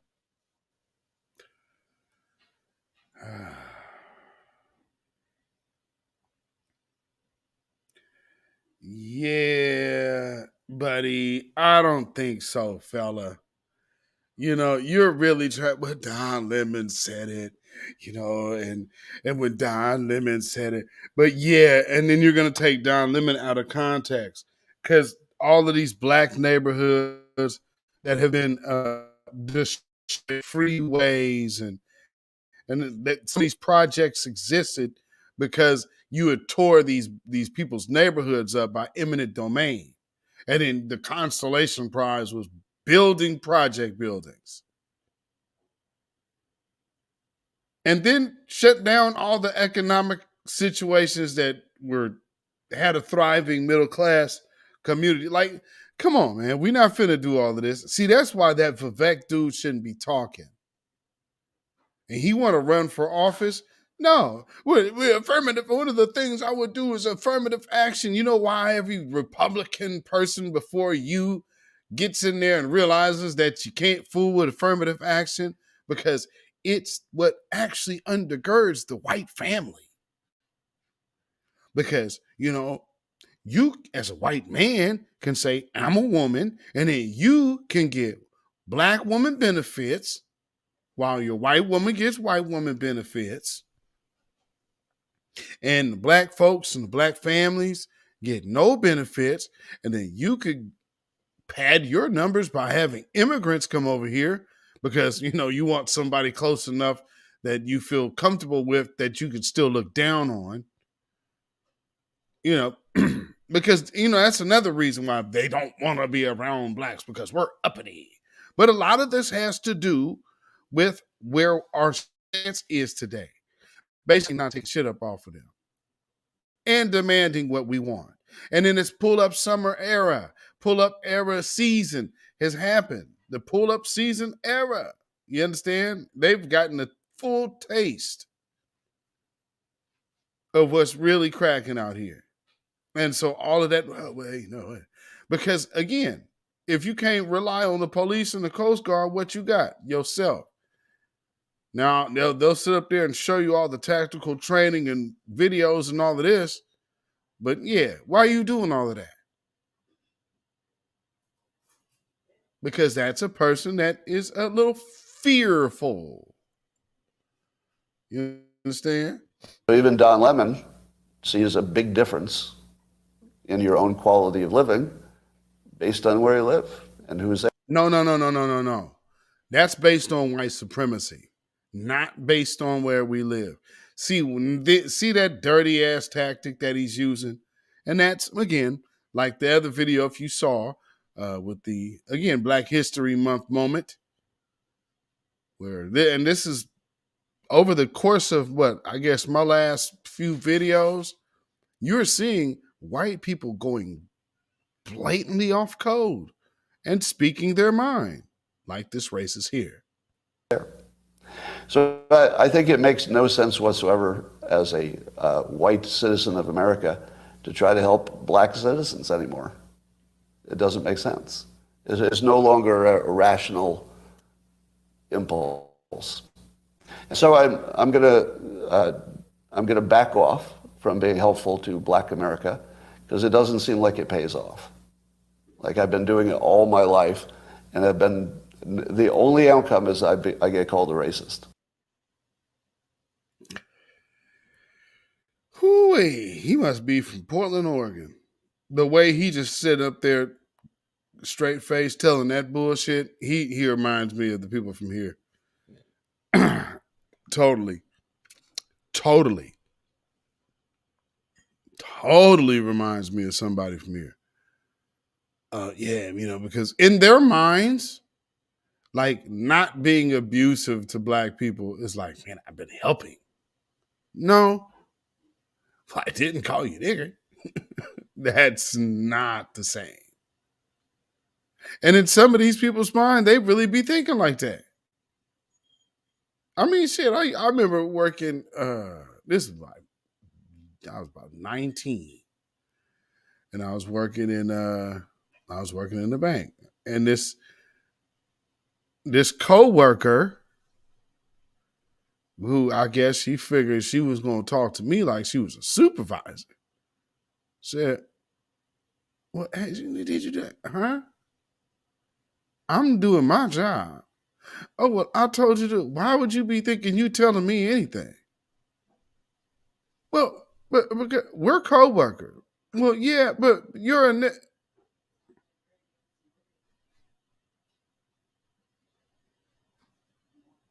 So yeah, she had to catch herself. Oh, I'm a what now?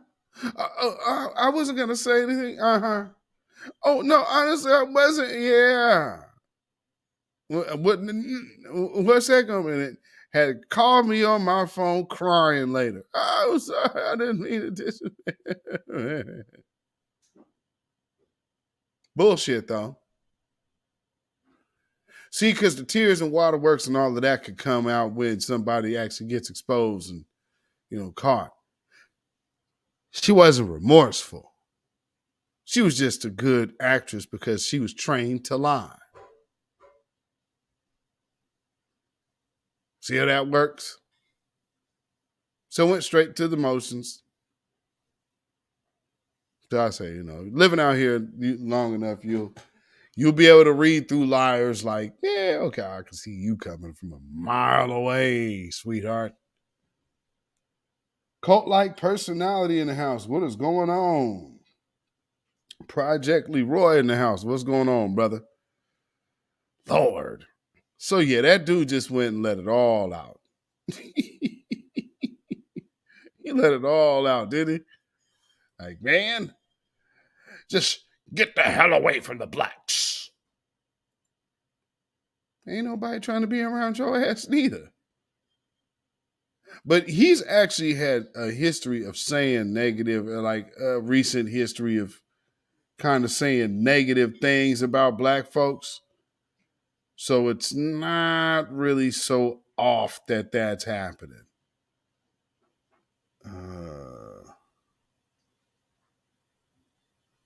Which is this one? Let me see what this is. Oh. Let me play this. And so there was a situation, well, not situation, but there was a, I guess, Black History Month event at a college. I believe this is, they'll mention it in the video. But I couldn't help but notice something. Because there's been recent reports that have came out about the disparity in health in the healthcare profession. And then also just there's been overall numbers coming out in a lot of these professions. And so when you hear HBCUs talk about their graduates, they usually mention graduates graduating at this number or graduating at this, grade level or whatnot. But they never really boast of the people that they turned out into those professions. Other schools can tell you who came from there. HBCUs just tell you this blanket. Well, we had a lot of these people in our doctor program. Well, how many of them are physicians now? I mean, it's and that's not okay. That's something that should actually get real money. But see, let's just keep it a buck. Some of these administrations are janky. I mean, it's so bad to where the AME Church even had, $91 million missing out their pension fund. I can only imagine what's going on at these HBCUs and these administrative offices. Because it ain't going to landscaping. and ain't going to cleaning. I seen some of the buildings. Remember, we watched on this broadcast. One of the buildings said it looked like a project building. And those are dorms. Like, why the hell they look like a project? Unkept. And you're seeing videos for some of these schools. They are rodent infested, moldy, dilapidated. And these schools are getting money. Now, they're not getting, bowl game money, but still. And that, again, if there should be a more intact, like, if you're going to get this debt to go become a physician, then there should be a system in place. Because don't just throw money at the HBCUs and then undergird all of these other schools, plus give them like a job funneling system, which is a security for the school, especially with their recruiting. Because going to this school can get you into these internship programs here and all over the country because you're dealing with this school. HBCUs don't have that kind of plug, but there should be somebody from the organization of HBCUs facilitating that. Instead, you're worrying about making the face of the HBCUs Nigerian and Latino.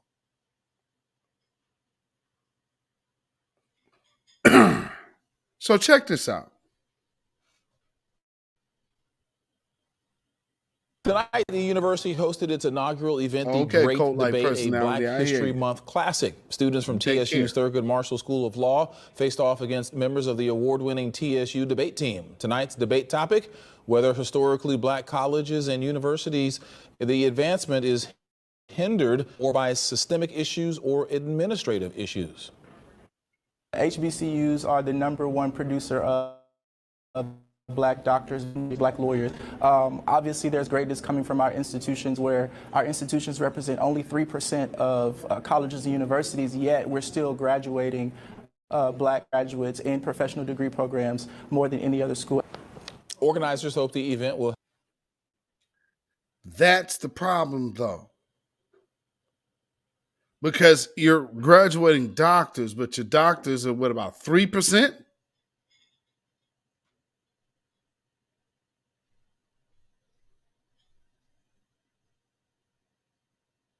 So you're clearly graduating more than you were able to send in any specific field. So there's a bigger problem going on there with the HBCUs than, I guess, has really been examined. Because at this point, we need to be looking at,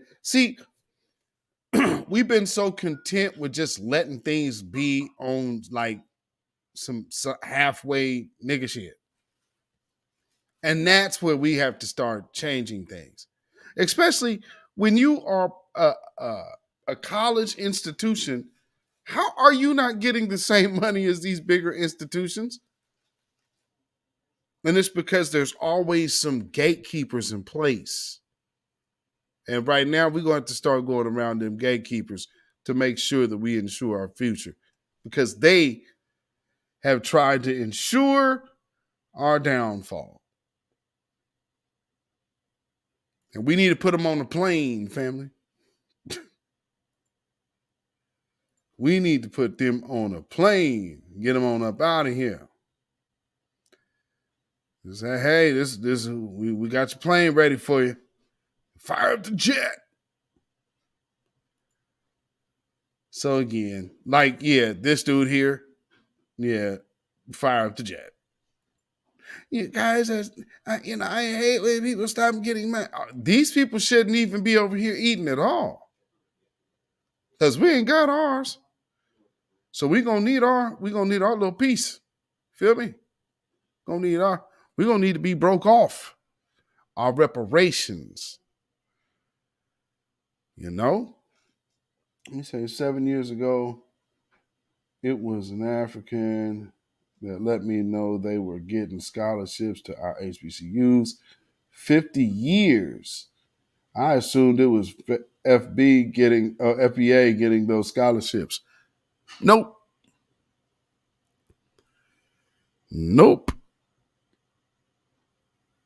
50 years, though. I wasn't even aware of that. But it makes sense. Actually, you know what? I would actually have to say some of them people didn't even use that money for HBCUs. Because what they would do is come to places out west and north and be like, well, there's no HBCU over here where I have family or where I have people. So then they get the money based on their visa, and then they go to a white school. So yeah, they wasn't just getting like it's money allotted for people to go to HBCUs, but they were working with the exchange student thing where they wasn't even going to HBCUs. They was coming out here going out west because there's no HBCUs out west. And so, well, this is my region. And so then you getting the government money to go to like Berkeley, University of Washington, University of Oregon, Oregon State, Washington State, Stanford, UCLA.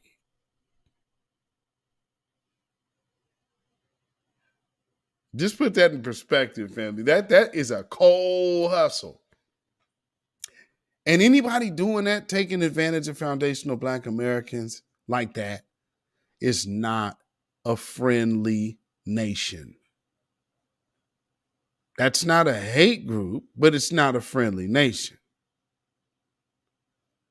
So to say, hey, we need to separate ourselves from being identified with people who are doing that foulness, that makes sense to survival. If that doesn't make sense to y'all, I don't know what to tell you.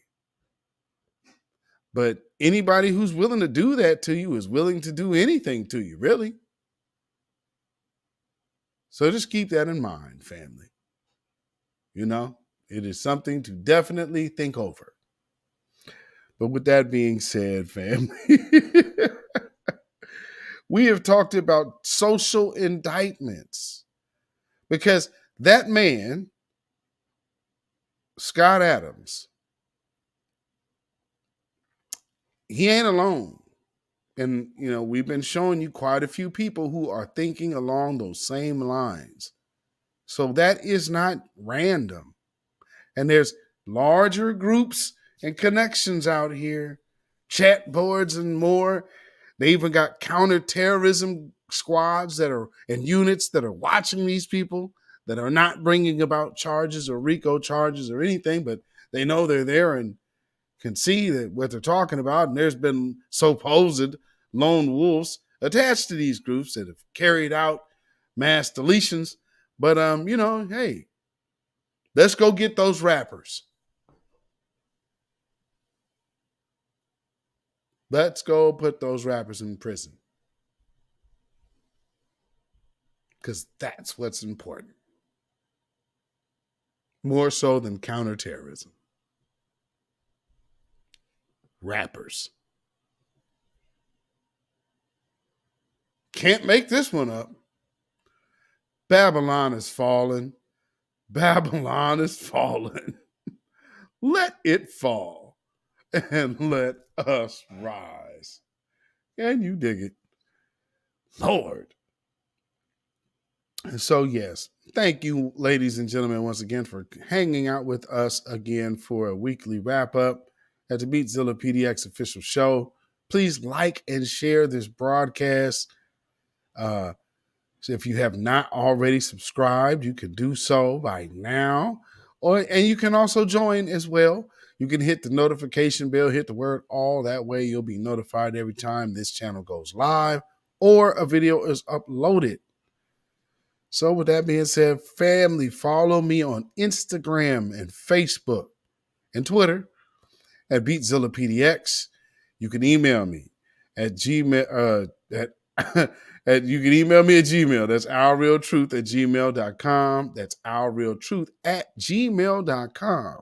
And if you feel so inclined to put some money in the bucket, you can definitely do so at CashApp or PayPal.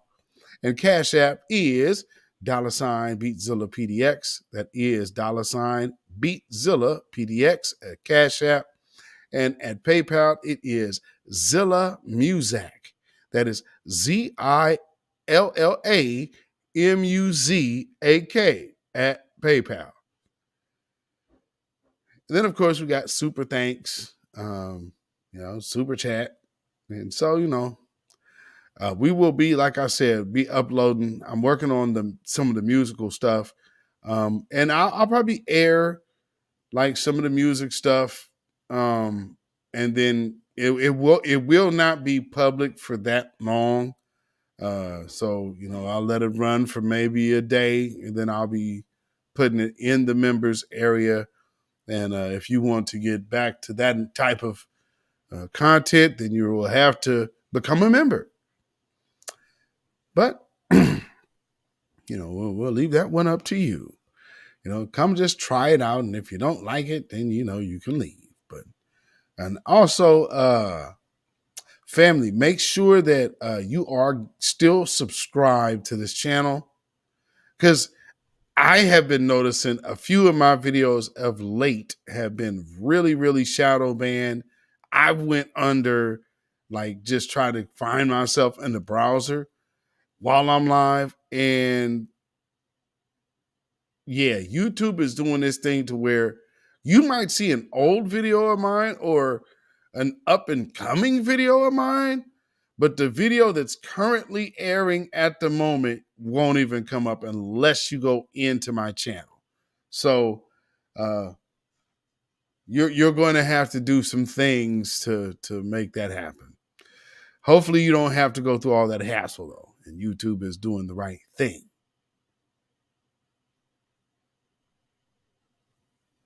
You know how that go. You know how that go. But nonetheless, let me know if y'all are watching the replay. Let me know what you guys think about this video in the comments. Let me know what you think about this man, Scott Adams, going full-blown off code and basically saying, stay the hell away from the blacks. And what do you think about the societal indictment? Understanding that this is a comic strip writer. You know what I'm saying? He's a cartoonist. How many people in your everyday life are walking around with this type of mentality? So understanding how you need to always stay black, stay vigilant, to stay alive. And that's why I say that. Because you always got these type of individuals right around you. Could very well be your doctor. Not to frighten anyone out there, but I'm just saying, you never know. That's why we need black hospitals. That's why we need this, and that's why we need reparations. So the push for reparations is going on and going strong and steady. So let's go ahead and do that. Also, family, check out the OMB, the designation for the census. I think it's less than 45 days or about 45 days now. So you could, I think there's a session coming up for that. So check out that. Go investigate the OMB, and make sure the Foundational Black American is on there.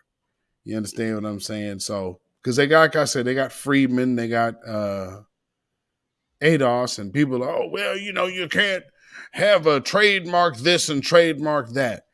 People don't understand how that works. And no, you couldn't. But see, in this case, you can put Foundational Black American on it, although it is copyrighted or trademarked.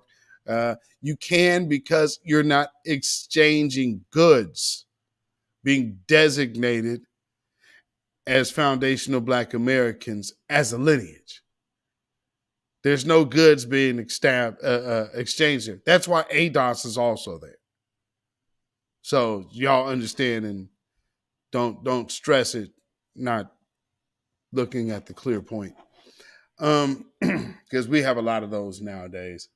The people who are purposely missing the point just to keep an argument going, stay away from those individuals, family, because, you know, they are only time wasting chaos addicts. So let's stay focused, keep your eyes on the prize, as they say. This is the last live of Black History Month. So shout out to all of y'all for foundational Black American History Month. This has been the beatzillapdx officials last live of this month.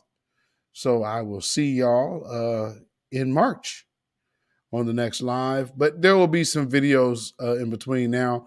Also, make sure you follow us on Twitter to be in tune for our Twitter spaces, The Certified Truth, myself, Black Alpha Network.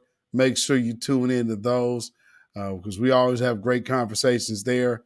So until next time, family, like I said, stay black, stay vigilant, stay alive, because we keep our 3 smooth stones at the ready and slang that truth, that stone of truth, till we knock out that lie's brains. Matter of fact, and shout out to the Honorable Minister Louis Farrakhan and the NOI. They're having a Savior's Day this weekend. Shout out to all of y'all. And I look forward to hearing his speech this weekend about the War of Armageddon has started. Ooh-wee. Black first, black first, black first. Shalom, y'all. When you know who Satan is, yes, sir, you don't have to kill him. No. The stone of truth. Yes. See, that's what you throw. Yes, right. Allah says, had we wished to take a pastime from before, surely we would have done it. Nay, we cast truth at falsehood till we knock out its brains. Every one of you that knows the truth, stand up and tell it from the mountaintop. Black people can't take it no more. So wherever you are on the job, in the factory, I don't care where you are.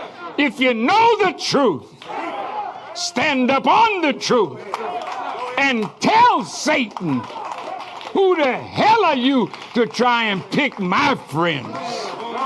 Farrakhan is God's man, and you are from the enemy of God. So to hell with you.